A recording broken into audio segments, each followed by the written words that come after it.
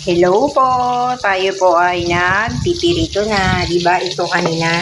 Ibinabad natin yan sa kalamansi, paminta at patis. Yan po ay chicken breast. Ayan na nagtituse siya.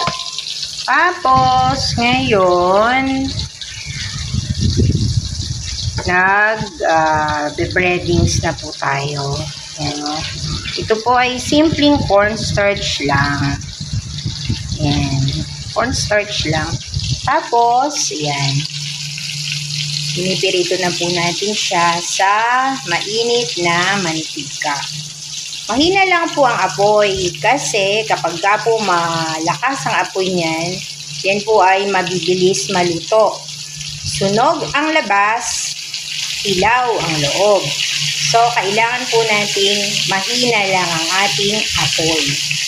Magpapasensya po tayo para masarap ang ating pagkakaluto ng ating chicken breast. Di po ba guys? So, yan po ang ating first batch. Abangan nyo po yung pagbibiling natin mamaya.